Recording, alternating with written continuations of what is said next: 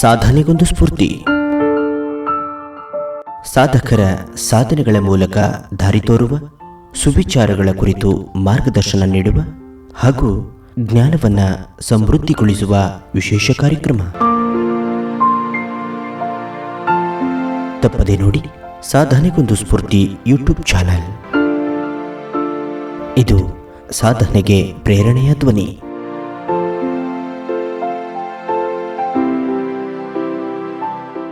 ಆತ್ಮೀಯರೇ, ಸಾಂಸಾರಿಕ ಜೀವನದಲ್ಲಿ ಬರುವಂತಹ ಸಣ್ಣ ಪುಟ್ಟ ಸಮಸ್ಯೆಗಳು ಸಮಸ್ಯೆಗಳೇ ಅಲ್ಲ. ಅವುಗಳಿಲ್ಲದೆ ಇದ್ದರೆ ಬದುಕಿನ ಅರ್ಥವೇ ಇರುವುದಿಲ್ಲ.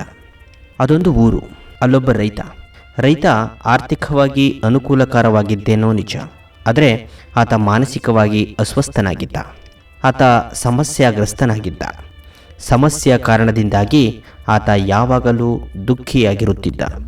ಒಂದು ದಿನ ಆತನ ಹಿತೈಷಿಯೊಬ್ಬರು ಆತನನ್ನು ಬುದ್ಧನ ಬಳಿಗೆ ಕಳುಹಿಸುತ್ತಾರೆ. ಬುದ್ಧ ಸಂಜೀವಿನಿ ಇದ್ದ ಹಾಗೆ. ಆತನ ಬಳಿ ಎಲ್ಲ ಸಮಸ್ಯೆಗಳಿಗೂ ಪರಿಹಾರವಿದೆ ಎಂದು ಹಿತೈಷಿಗಳು ಹೇಳುತ್ತಿದ್ದರು. ಬುದ್ಧ ತನ್ನನ್ನು ಸಮಸ್ಯೆ ಮುಕ್ತನನ್ನಾಗಿ ಮಾಡುತ್ತಾನೆ ಎಂದು ಬಲವಾಗಿ ನಂಬಿದ ಆ ರೈತ. ಬುದ್ಧನನ್ನು ನಂಬಿಕೊಂಡು ರೈತ ಬುದ್ಧನ ಬಳಿಗೆ ಬರುತ್ತಾನೆ. ಬುದ್ಧ ರೈತನನ್ನು ಹತ್ತಿರಕ್ಕೆ ಕರೆಯುತ್ತಾನೆ. ರೈತನ ಮೈದಡವಿ ಆಪ್ತವಾಗಿ ಮಾತನಾಡಿಸುತ್ತಾನೆ. ರೈತನಿಗೆ ಬುದ್ಧನ ಸಂಗ ಹಿತವೆನಿಸುತ್ತದೆ. ತನ್ನ ಸಮಸ್ಯೆಗಳಿಗೆಲ್ಲ ಬುದ್ಧನ ಬಳಿ ಪರಿಹಾರವಿದೆ ಎಂದು ರೈತನಿಗೆ ಅನಿಸುತ್ತದೆ. ನಂಬಿಕೆ ಮುಖ್ಯ. ನಂಬಿದವರ ಮುಂದೆ ಮಾತ್ರ ನಾವು ನಮ್ಮ ಸಮಸ್ಯೆಗಳನ್ನು ಹೇಳಿಕೊಳ್ಳುತ್ತೇವೆ. ರೈತ ಬುದ್ಧನ ಮುಂದೆ ಅನಾವರಣಗೊಳಿಸುತ್ತಾನೆ.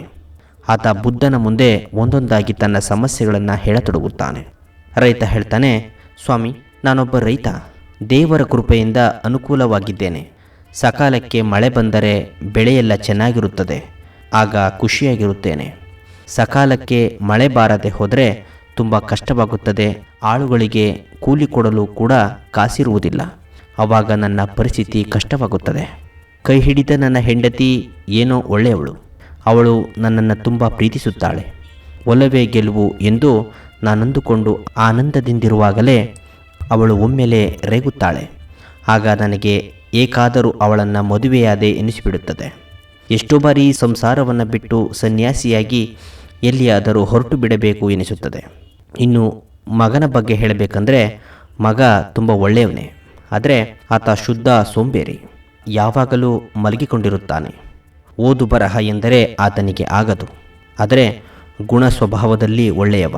ಯಾರ ತಂಟೆಗೂ ಹೋಗುವುದಿಲ್ಲ. ಊರಿನ ಜನರು ಅವರು ಕೂಡ ತುಂಬ ಒಳ್ಳೆಯವರು. ಅವರ ಕಷ್ಟ ಸುಖಗಳಿಗೆ ನಾನು ಸ್ಪಂದಿಸುತ್ತೇನೆ, ಆದರೆ ನನ್ನ ಕಷ್ಟ ಸುಖಗಳಿಗೆ ಅವರು ಸ್ಪಂದಿಸುವುದಿಲ್ಲ. ನನಗಂತೂ ಈ ಹೊಲ, ಮನೆ, ಹೆಂಡತಿ, ಮಗ ಇವರೆಲ್ಲ ಸೇರಿ ನನ್ನ ಪ್ರಾಣ ತೆಗೆದು ಬಿಡುತ್ತಾರೆ ಎನಿಸುತ್ತದೆ. ತನ್ನ ತಲೆಯಂತೂ ಇವುಗಳ ಬಗ್ಗೆ ಯೋಚಿಸಿ ಅಗ್ನಿಕುಂಡವಾಗಿದೆ. ಏನು ಮಾಡಲಿ? ತಮ್ಮಿಂದ ನನ್ನ ಸಮಸ್ಯೆಗೆ ಏನಾದರೂ ಪರಿಹಾರ ದೊರಕುತ್ತದೆ ಎಂದು ತುಂಬ ಆಸೆ ಇಟ್ಟುಕೊಂಡು ಬಂದಿದ್ದೇನೆ.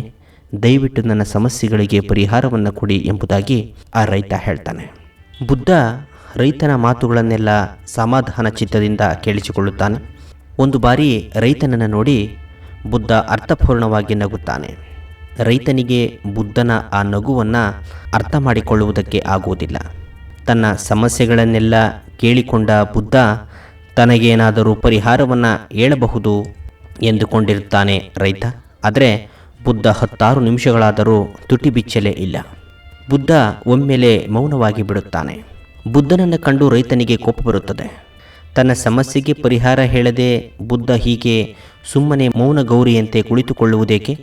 ಅಷ್ಟೊತ್ತಿನಿಂದ ಇಷ್ಟೊತ್ತಿನವರೆಗೆ ಒಂದೇ ಸಮನೆ ಹೇಳಿಕೊಂಡರೂ ಬುದ್ಧನಿಂದ ಒಂದು ಸಾಂತ್ವನದ ಮಾತಿಲ್ಲ ಎಂದು ರೈತ ಮನಸ್ಸಿನಲ್ಲಿ ಅಂದುಕೊಳ್ತಾನೆ. ಮತ್ತೆ ಕೆಲ ಹೊತ್ತು ರೈತ ಕಾಯುತ್ತಾನೆ. ಬುದ್ಧನಿಂದ ಯಾವ ಪ್ರತಿಕ್ರಿಯೆಯೂ ಇಲ್ಲ. ರೈತನಿಗೆ ತಡೆದುಕೊಳ್ಳುವುದಕ್ಕೆ ಆಗಲಿಲ್ಲ.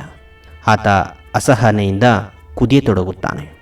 ಸ್ವತಃ ತಾನೇ ನೇರವಾಗಿ ಆತ ಬುದ್ಧನನ್ನು ಕೇಳುತ್ತಾನೆ, ತಾವು ನನ್ನ ಸಮಸ್ಯೆಗಳ ಬಗ್ಗೆ ಏನನ್ನೂ ಹೇಳುವುದಿಲ್ಲವೇ ಎಂಬುದಾಗಿ. ಆಗ ಬುದ್ಧ ಹೇಳ್ತಾನೆ, ನಿನ್ನ ಸಮಸ್ಯೆಗಳು ಸಮಸ್ಯೆಗಳೇ ಅಲ್ಲ, ಆದ್ದರಿಂದ ಅವುಗಳಿಗೆ ನನ್ನ ಬಳಿ ಪರಿಹಾರವಿಲ್ಲ.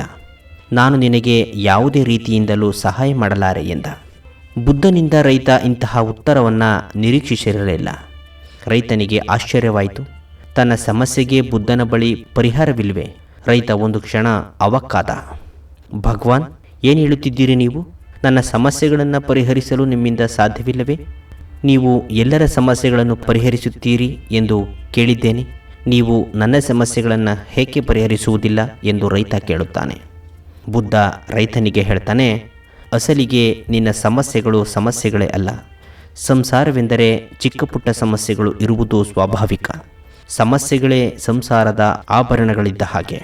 ಹೆಂಡತಿ, ಹೊಲ, ಮನೆ, ಮಕ್ಕಳು ಇವು ಕೇವಲ ನಿನ್ನೊಬ್ಬನ ಸಮಸ್ಯೆಗಳು ಮಾತ್ರ ಎಂದಲ್ಲ. ಗೃಹಸ್ಥ ಧರ್ಮವನ್ನು ಒಪ್ಪಿಕೊಂಡು ಅದನ್ನು ಅಪ್ಪಿಕೊಂಡಿರುವ ಪ್ರತಿಯೊಬ್ಬರಿಗೂ ಈ ಸಮಸ್ಯೆಗಳು ಇದ್ದೇ ಇರುತ್ತವೆ. ಗೃಹಸ್ಥರು ಸಮಸ್ಯೆಗಳ ಮಧ್ಯದಲ್ಲಿಯೇ ಸುಖವನ್ನು ಅರಸಿಕೊಂಡು ಬದುಕಬೇಕು. ಪ್ರತಿಯೊಬ್ಬ ವ್ಯಕ್ತಿಯು ತನ್ನ ಜೀವನದಲ್ಲಿ ಒಂದಷ್ಟು ಸುಖ ಸಂತೋಷದೊಂದಿಗೆ ಒಂದಷ್ಟು ದುಃಖ ದುಮ್ಮಾನಗಳನ್ನು ಕೂಡ ಅನುಭವಿಸಲೇಬೇಕಾಗುತ್ತದೆ.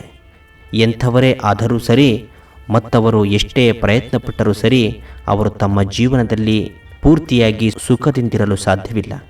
ಏಕೆಂದರೆ ಸಂಸಾರವಿದು ಏಕಮುಖಿಯಲ್ಲ, ಸಂಸಾರ ಬಹುಮುಖಿ. ಒಂದೇ ಥರ ಇದ್ದರೆ ಅದು ಸುಖ ಸಂಸಾರವೇ ಅಲ್ಲ. ಒಂದೇ ಥರ ಇರಬೇಕೆಂದರೆ ಸನ್ಯಾಸವನ್ನು ಸ್ವೀಕರಿಸಬೇಕು. ಸಂಸಾರದಲ್ಲಿ ಕಷ್ಟಕ್ಕೆ ಸುಖದ ಮತ್ತು ಸುಖಕ್ಕೆ ಕಷ್ಟದ ಬೆಸುಗೆ ಹಾಕಿಕೊಂಡು ಮುಂದಕ್ಕೆ ಸಾಗುತ್ತಿರಬೇಕು. ಸಾಂಸಾರಿಕ ಜೀವನದಲ್ಲಿ ಒಂದು ಸಮಸ್ಯೆ ದೂರಾದರೆ ಇನ್ನೊಂದು ಸಮಸ್ಯೆ ಹತ್ತಿರಕ್ಕೆ ಬರುತ್ತಿರುತ್ತದೆ. ಒಂದು ಸಮಸ್ಯೆಯನ್ನು ಪರಿಹರಿಸಿದರೆ ನಾಳೆ ಇನ್ನೊಂದು ಸಮಸ್ಯೆಗಳನ್ನು ಎದುರಿಸಬೇಕಾಗುತ್ತದೆ. ಇದುವೇ ಸಂಸಾರ ಹಾಗೂ ಬದುಕಿನ ಸತ್ಯ.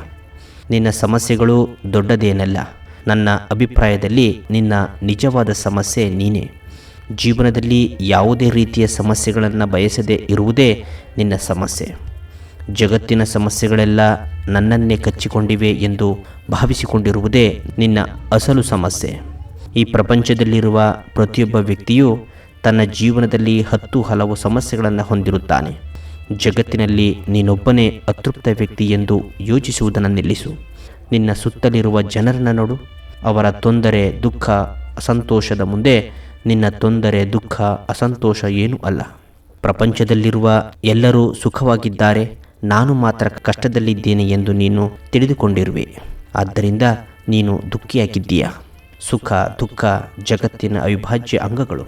ಅವುಗಳನ್ನು ಬದಲಾಯಿಸಲು ಯಾರಿಂದಲೂ ಸಾಧ್ಯವಿಲ್ಲ. ಈ ಎರಡು ಸಂದರ್ಭಗಳಲ್ಲಿ ನಮ್ಮನ್ನು ನಾವು ನಿಯಂತ್ರಿಸಿಕೊಂಡಿರುವುದನ್ನು ಕಲಿತುಕೊಳ್ಳಬೇಕು. ಬದುಕಿನಲ್ಲಿ ಯಾವುದೇ ಸಮಸ್ಯೆಗಳು ಇರಬಾರದು ಎಂದು ಯೋಚಿಸುವುದನ್ನು ಮೊದಲು ನಿಲ್ಲಿಸಬೇಕು. ಆಗ ಮಾತ್ರ ಎಲ್ಲೇ ತೆರನಾದ ಸಮಸ್ಯೆಗಳನ್ನು ಸುಲಭವಾಗಿ ಎದುರಿಸುವ ಮನಸ್ಥಿತಿಯನ್ನು ಹೊಂದಲು ಸಾಧ್ಯವಾಗುತ್ತದೆ. ನಮ್ಮ ಸಣ್ಣ ಪುಟ್ಟ ಸಮಸ್ಯೆಗಳಿಗೆ ಯಾರ ಬಳಿಯೂ ದೂರು ಕೊಡಲು ಹೋಗಬಾರದು. ನಮ್ಮ ಸಮಸ್ಯೆಗಳನ್ನು ನಾವೇ ಎದುರಿಸಬೇಕು ಮತ್ತು ನಮ್ಮ ಸಮಸ್ಯೆಗಳಿಗೆ ನಾವೇ ಹೆಗಲಾಗಬೇಕು. ತನ್ಮೂಲಕ ದೃಢ ಮನಸ್ಕರಾಗಬೇಕು ಎಂದು ಸಲಹೆಯನ್ನು ನೀಡುತ್ತಾನೆ ಬುದ್ಧ. ಆತ್ಮೀಯರೇ, ಬುದ್ಧನ ಮಾತುಗಳು ರೈತನ ಮನದಾಳಕ್ಕೆ ಇಳಿತವೆ. ರೈತ ಬುದ್ಧನ ಬಳಿ ಕ್ಷಮೆ ಕೇಳಿ ವಂದಿಸಿ ಅಲ್ಲಿಂದ ನಿರ್ಗಮಿಸುತ್ತಾನೆ. ಪ್ರಸ್ತುತ ಪ್ರತಿಯೊಬ್ಬರ ಸಮಸ್ಯೆಯೂ ಕೂಡ ಇದೇ ಆಗಿದೆ. ಏನೆಂದರೆ, ನನಗೆ ಮಾತ್ರ ಏಕೆ ಕಷ್ಟ, ನನಗೆ ಮಾತ್ರ ಏಕೆ ಈ ಸಮಸ್ಯೆಗಳು ಎಂದೆಲ್ಲ ಪ್ರತಿಯೊಬ್ಬ ವ್ಯಕ್ತಿಯೂ ಆತ ಅಂದ್ಕೊಳ್ತಾನೆ. ಆದರೆ ಆ ವ್ಯಕ್ತಿ ಅವನ ಕಣ್ಣಿಗೆ ಮಾತ್ರ ಕಷ್ಟದಲ್ಲಿ ಆತ ಕಾಣ್ತಾನೆ, ಇನ್ನು ಉಳಿದವರೆಲ್ಲ ಸುಖವಾಗಿದ್ದಾರೆ ಎಂಬುದಾಗಿ ಅಂದ್ಕೊಳ್ತಾನೆ. ಆದರೆ ಒಬ್ಬ ಗೃಹಸ್ಥನಾದವನಿಗೆ ಒಂದು ಸಮಸ್ಯೆಯ ನಂತರ ಮತ್ತೊಂದು ಸಮಸ್ಯೆಯ ನಂತರ ಮಗದೊಂದು ಸಮಸ್ಯೆ ಬಂದೇ ಬರುತ್ತೆ. ಅದನ್ನು ಪರಿಹರಿಸ್ಕೊಂಡು ಮುಂದೆ ಹೋಗಬೇಕೇ ಹೊರತು ಸಮಸ್ಯೆ ಅಂದ್ಕೊಂಡು ನಾವು ಜೀವನದಲ್ಲಿ ಹಾಗೆ ಕುಳಿತುಕೊಂಡ್ರೆ ನಾವು ಖಂಡಿತವಾಗಲೂ ಆ ಸಮಸ್ಯೆಯಿಂದ ಹೊರಬರಲಿಕ್ಕೆ ಸಾಧ್ಯವಾಗುವುದಿಲ್ಲ.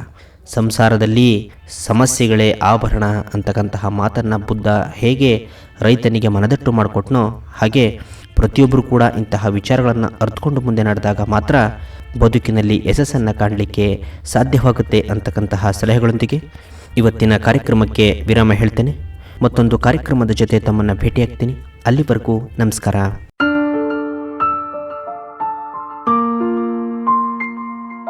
ಸಾಧನೆಗೊಂದು ಸ್ಫೂರ್ತಿ. ಸಾಧಕರ ಸಾಧನೆಗಳ ಮೂಲಕ ದಾರಿ ತೋರುವ, ಸುವಿಚಾರಗಳ ಕುರಿತು ಮಾರ್ಗದರ್ಶನ ನೀಡುವ ಹಾಗೂ ಜ್ಞಾನವನ್ನ ಸಮೃದ್ಧಿಗೊಳಿಸುವ ವಿಶೇಷ ಕಾರ್ಯಕ್ರಮ. ತಪ್ಪದೆ ನೋಡಿ ಸಾಧನೆಗೊಂದು ಸ್ಫೂರ್ತಿ ಯೂಟ್ಯೂಬ್ ಚಾನಲ್. ಇದು ಸಾಧನೆಗೆ ಪ್ರೇರಣೆಯ ಧ್ವನಿ.